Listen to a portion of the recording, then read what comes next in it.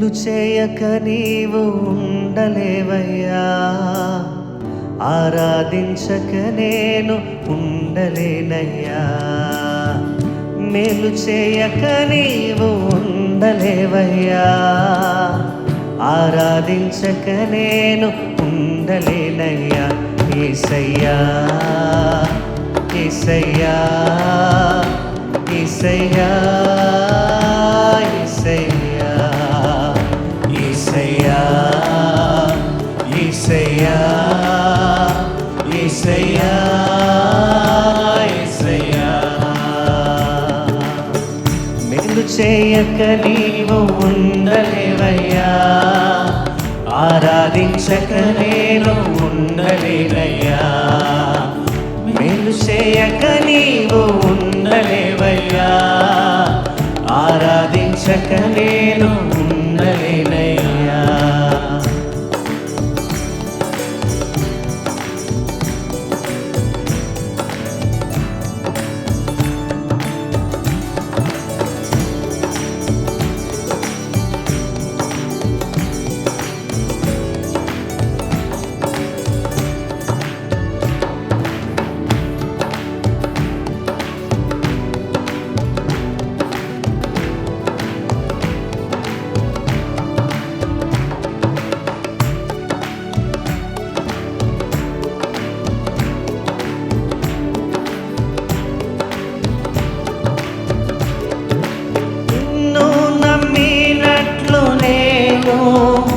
వేరే ఎవరిని నమ్మలేదయ్యా, నీకు నాకు మధ్య దూరం తొలగించావు వదిలుండలేక.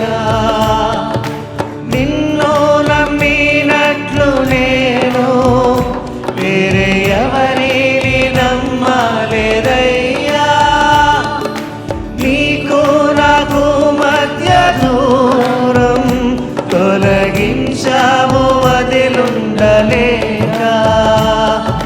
నా ఆనందం కోరేవాడా, నా ఆశలు తీర్చేవాడా, నా ఆనందం కోరేవాడా, నా ఆశలు తీర్చేవాడా.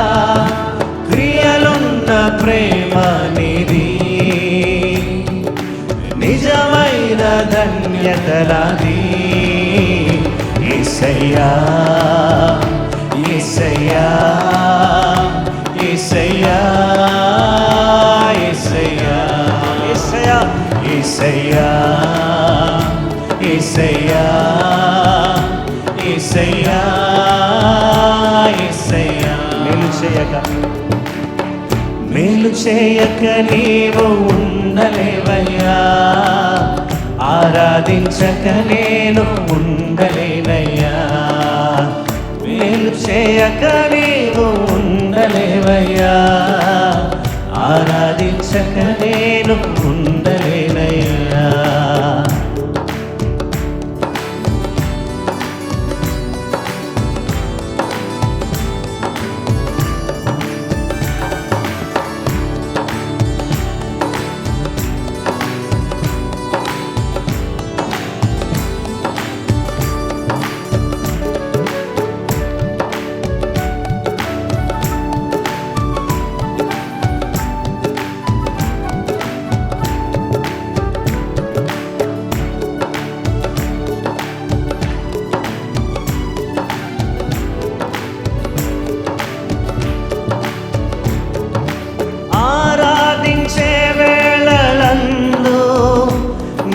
హస్తములు తాకాయి నన్ను, పశ్చాత్తాపము కలిగే నాలో.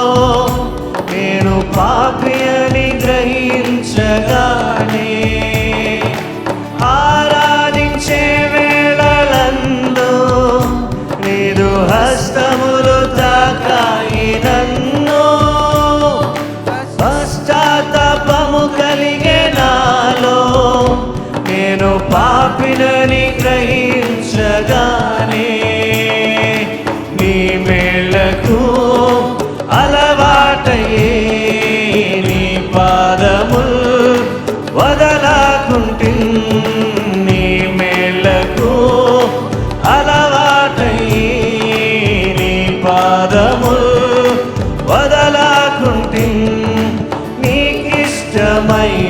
దారి కనుగొంటి నీతో చేరి యేసయ్యా యేసయ్యా యేసయ్యా యేసయ్యా పాడదాం స్వరమెత్తి యేసయ్యా యేసయ్యా యేసయ్యా యేసయ్యా మేలు చేయక నీవు ఉండలేవయ్యా ఆరాధించక నేను ఉండలేనయ్యా మేలు చేయక నీవు ఉండలేవయ్యా ఆరాధించక నేను ఉండలేనయ్యా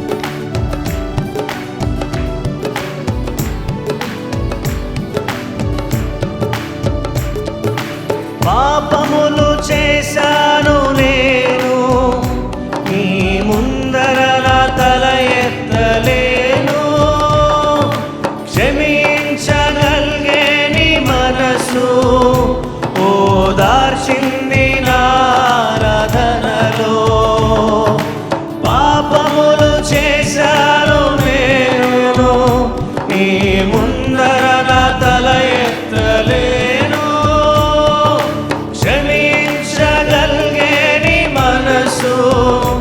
ఓదార్చింది నారాధనలో నా హృదయము నీతో అంది నీకు వేరై మనలేనని నా హృదయము నీతో అంది నీకు వేరై మనలేనని అతిశయించద నిత్యము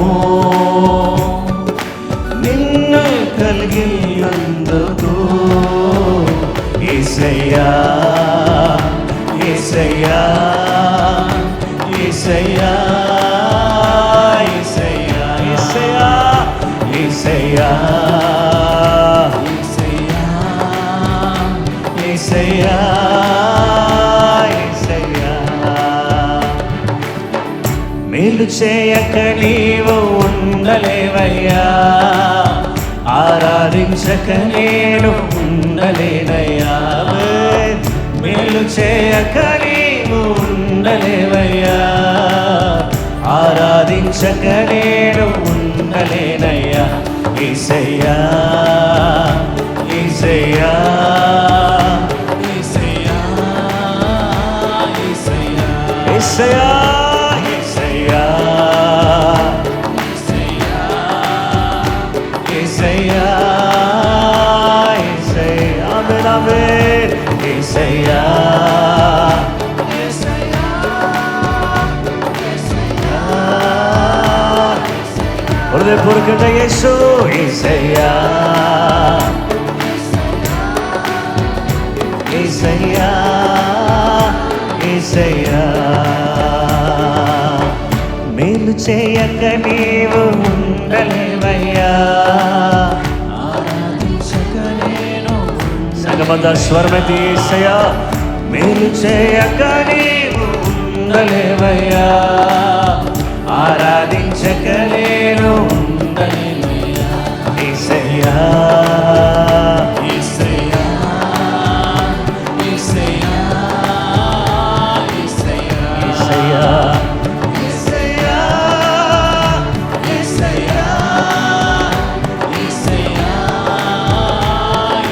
యేసయ్యా యేసయ్యా దేవా దేవా దేవా పరిశుద్ధుడా నీకే స్తోత్రం చివరిసారి యేసయ్యా యేసయ్యా యేసయ్యా యేసయ్యా యేసయ్యా ప్రభు సన్నిధిలో లేచి నిలబడి యేసయ్యా యేసయ్యా యేసయ్యా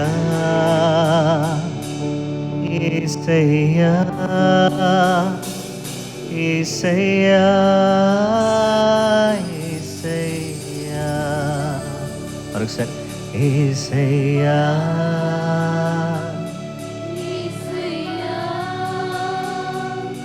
యేసయ్యా యేసయ్యా ఇదిగో దేవా నా జీవితం ఆపాదమస్తకం నీకంకితం ఇదిగో దేవా నా జీవితం ఆపాదమస్తకం నీకంకితం శరణం నీ చరణం శరణం నీ చరణం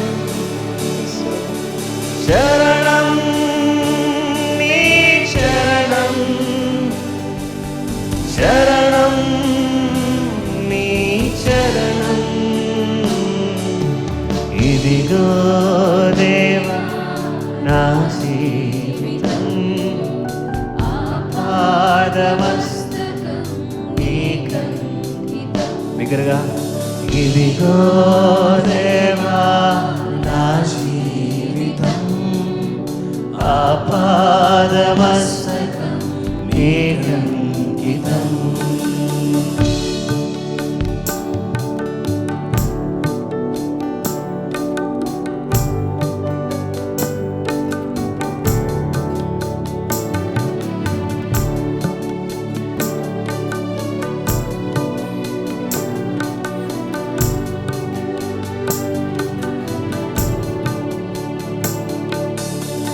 అనుమానువై దొలగినాను పరలోక దర్శనము నుండి విలువైన నీ దివ్య పిలుపుకు నే తగినట్లు జీవించనైతి పలుమాలువై దొలగినాను నీ పరలోక దర్శనము నుండి విలువైన నీ దివ్య పిలుపుకు నే తగినట్లు జీవించనైతి అయినా నీ ప్రేమతో నన్ను దరి చేర్చినావు అందుకు దేవా ఈ నా శేష జీవితం అయినా నీ ప్రేమతో నన్ను దరి చేర్చినావు అందుకే గైకొనుము దేవా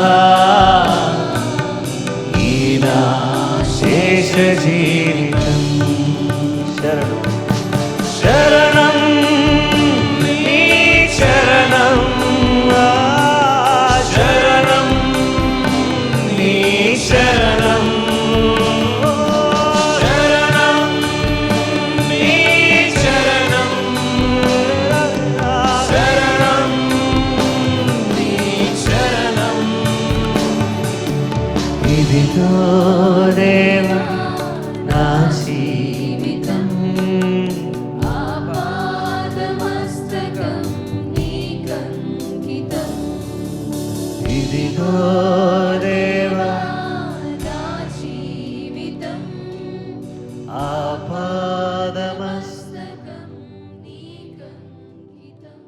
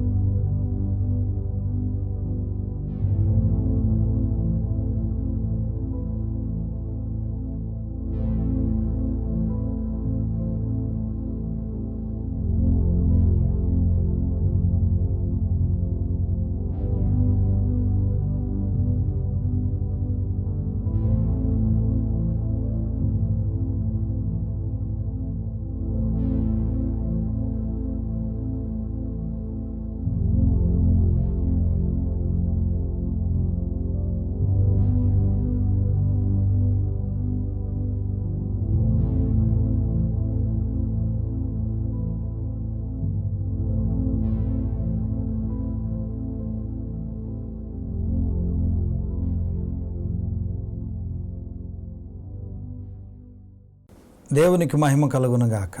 ప్రియమైన సహోదరి సహోదరులారా, ఈ ప్రార్థనా పోరాటంలో దేవుడు అనుగ్రహించినటువంటి మరొక రోజును బట్టి, దేవుని సన్నిధిలో ఆయనను బట్టి ప్రార్థనా పోరాటంలో ఉండడానికి దేవుడు కృప చూపించారు. మంచి దేవుడు, గొప్ప దేవుడు, శక్తిగల దేవుడు. ఆయన మనకు సహాయం చేసే దేవుడు. కనుక ప్రతిరోజు కూడా ప్రార్థనతో ప్రారంభిస్తూ, ప్రార్థనతో ముగిస్తూ, దేవునితో అంటుకట్టబడి దేవునిలో కొనసాగుతూ ఉంటే తప్పకుండా దేవుడు తన యొక్క ప్రభావము మన మీద, మన కుటుంబాల మీద ఉంచి మనలను కాపాడుతాడు. దేవునికి స్తోత్రం. ఈరోజు దేవుని వాక్యాన్ని మనం ఆలోచన చేద్దాం. మనసు మరియు సమాధానం. ఎంతోమంది కుటుంబాలలో గలిబిలి, గందరగోళం ఉంటుంది. దాన్ని బట్టి వారి మనసులు కలవరపడుతూ ఉంటాయి, దిగులు చెందుతూ ఉంటాయి, కృంగిపోతూ ఉంటారు. మనసులో ఉన్న బాధ ఎవరికి చెప్పుకోవాలో అర్థం కాదు. దేవుని బిడ్డలారా, దేవుని వాక్యాన్ని మనం ఆలోచన చేస్తే యెషయా గ్రంథం 26వ అధ్యాయం 3వ వచనాన్ని చదువుతున్నాను. ఎవని మనస్సు నీ మీద ఆనుకొనునో వానిని నీవు పూర్ణ శాంతి గలవానిగా కాపాడుదువు, ఎలయనగా అతడు నీ యందు విశ్వాసముంచి ఉన్నాడు. ఈ మాటను మనం ఆలోచన చేసినప్పుడు దేవుని వాక్యంలో చూడండి, దేవుని మీద ఎవరి మనసు ఆనుకుంటుందో అలాంటి వాళ్ళు పూర్ణ శాంతి గలవారుగా కాపాడబడుతూ ఉంటారట. కనుక మనలో ఉన్నటువంటి టెన్షను, ఆందోళన, ఈ కంగారు, దిగులు, కలవరము ఇవన్నీ కూడా తొలగిపోయి దేవుని ద్వారా మనం కాపాడబడాలి అంటే మన మనస్సు దేవుని మీద ఆనుకోవాలి. దేవునికి స్తోత్రం. దేవుని వాక్యాన్ని మనం చూస్తే ఫిలిప్పు పత్రిక 4వ అధ్యాయము 6, 7 వచనాలు మనం చదువుదాం.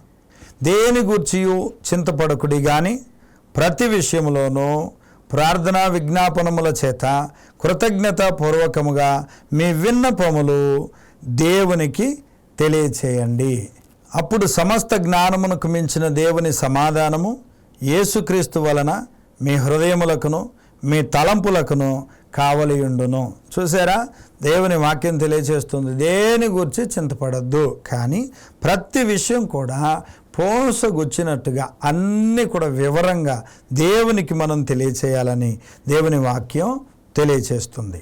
కీర్తనల గ్రంథం 37వ కీర్తన 3వ వచనం నుండి మనం చదివితే, యెహోవా యందు నమ్మిక ఉంచి మేలు చేయుము, దేశమందు నివసించి సత్యమును అనుసరించుము, యెహోవాను బట్టి సంతోషించుము, ఆయన నీ హృదయ వాంఛలను తీర్చును, నీ మార్గమును యెహోవాకు అప్పగింపు, నీవు ఆయనను నమ్ముకొనుము, ఆయన నీ కార్యమును నెరవేర్చును, ఆయన వెలుగు వలె నీ నీతిని, మధ్యాహ్నము వలె నీ నిర్దోషత్వమును వెల్లడిపరుచును.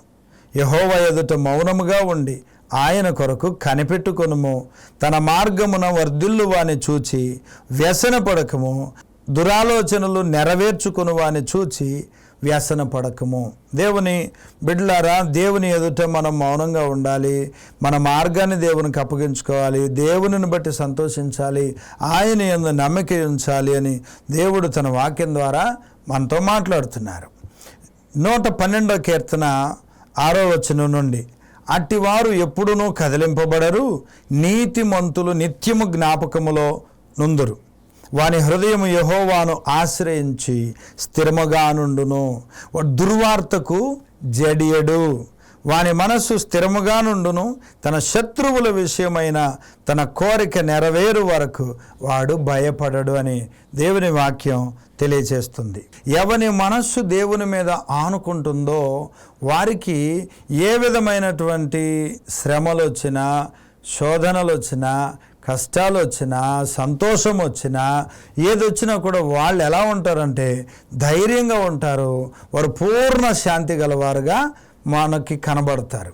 2వ దినవృత్తాంతాల గ్రంథం 20వ అధ్యాయం 1-2 వచనాలు మనం చదివితే, ఇదైన తర్వాత మోయాబీయులను, అమ్మోనీయులను, మోయోనీయులలో కొందరును దండెత్తి యెహోషాపాతు మీదకు వచ్చారు. వారిలో కొందరు వచ్చి, సముద్రము ఆవల నుండి సిరియనుల తట్టు నుండి గొప్ప సైన్యం ఒకటి నీ మీదకి వచ్చుచున్నది, చిత్తగించుము, వారు హసస్వన్ తామారు అను ఎన్గేదిలో ఉన్నారని యెహోషాపాతుకు తెలియజేశారు.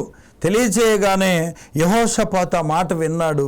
వినిన వెంటనే చాలా భయపడ్డాడు. ఆ మాట విన్నాడు. 3 దేశాల నుంచి శత్రువులు వచ్చారు మీ రాజ్యాన్ని ఓడించడానికి, సొంతం చేసుకోవడానికి, స్వాధీనపరుచుకోవడానికి అని వినగానే అతడు భయపడ్డాడు. తన మనసు ఇప్పుడు దేని మీద నిలపాలి? శత్రువులు వచ్చారు, భయపడ్డాడు. తన మనసు ఇప్పుడు దేని మీద నిలపాలి అనేది ఒక ఆలోచన. యెహోషాపాతు దగ్గర చాలామంది పరాక్రమశాలులు ఉన్నారండి.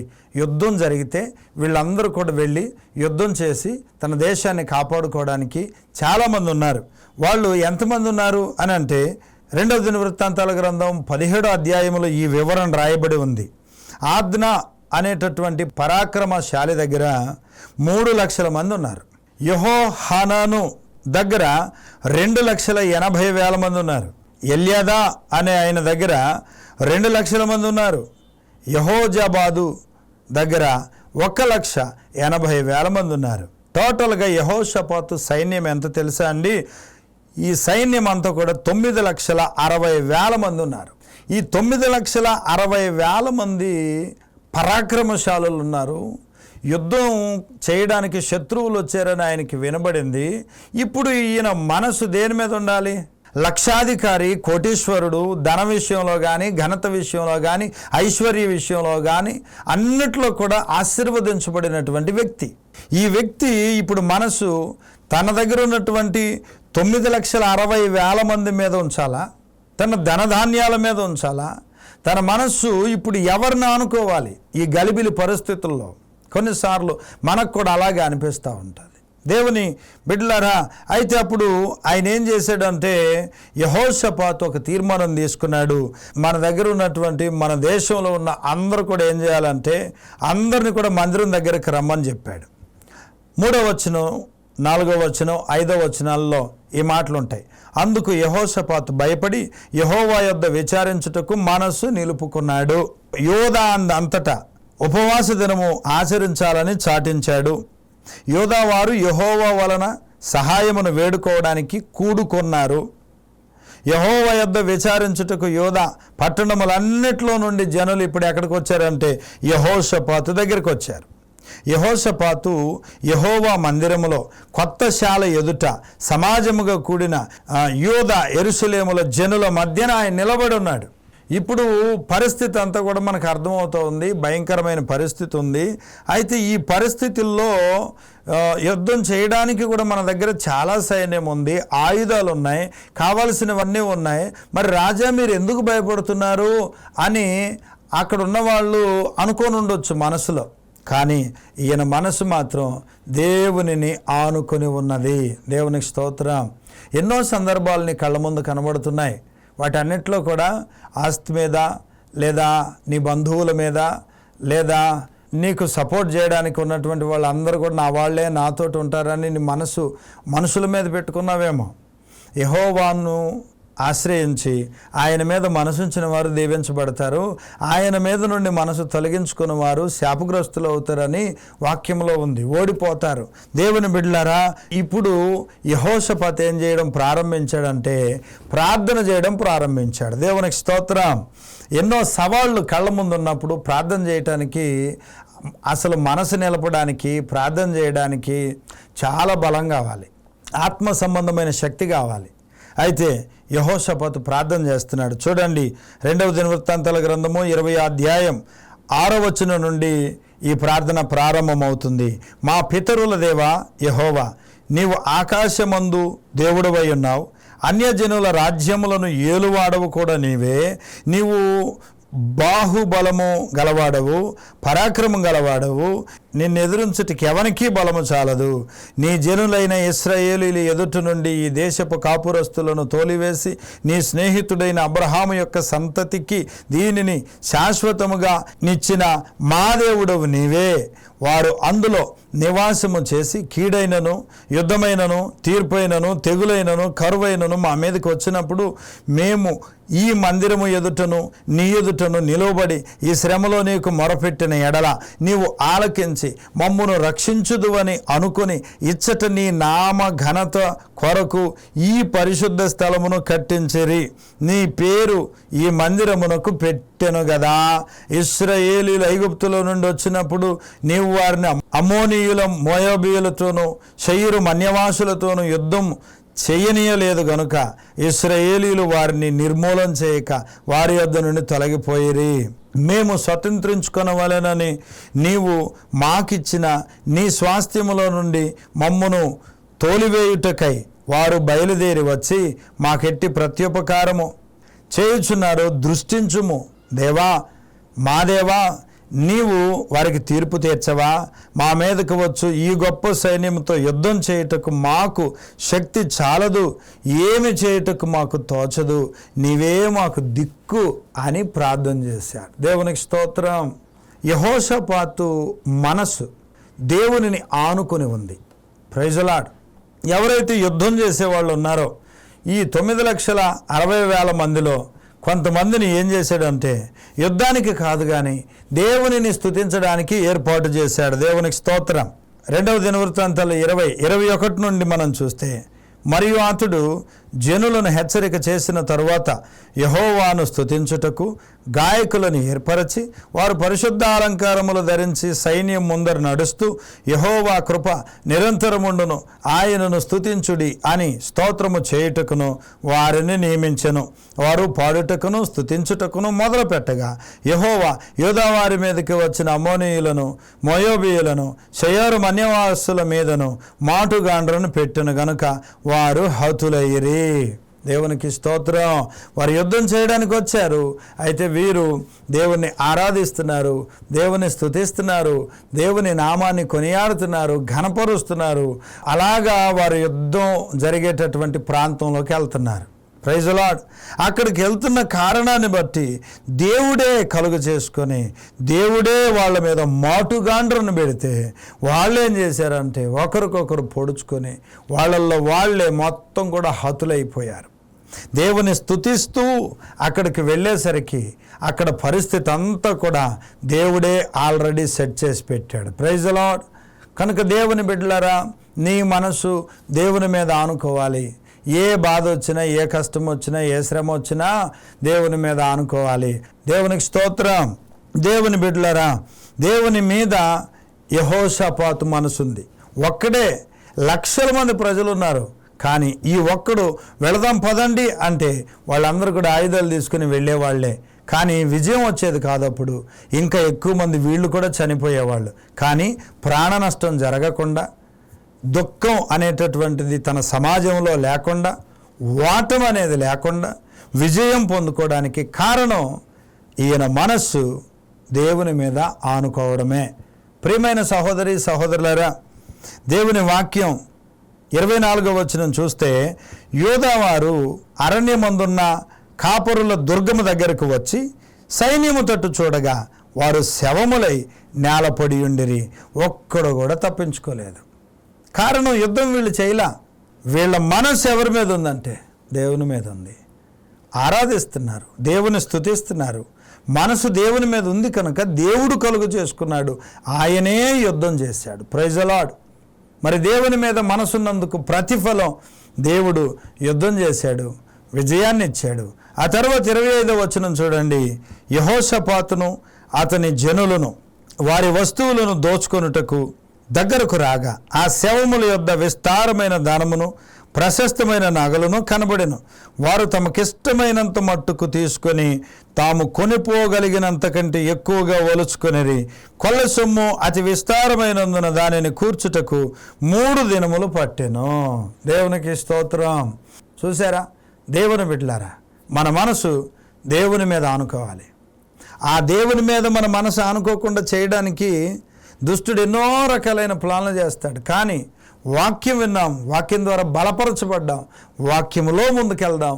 ఈ వాక్య ప్రకారంగా ఎన్ని అడ్డులు వచ్చినా వాటన్నిటిని కూడా దూరం చేసుకుని మన మనస్సును దేవుని మీద ఆనుకునేటట్టు చేయుదుముగాక. అప్పుడే సమాధానంతో మనం ఉంటాం, శాంతిగా బ్రతుకుతాం. నీ మనసు కంప్లీట్గా దేవుని మీద ఆనుకుంటే మీకున్న సమస్యలన్నీ కూడా తొలగిపోయి దేవుని ఆశీర్వాదం మీరు పొందుకుంటారు. అట్టి కృప ఈ ఉదయకాలం దేవుడు మనకు దయచేయను.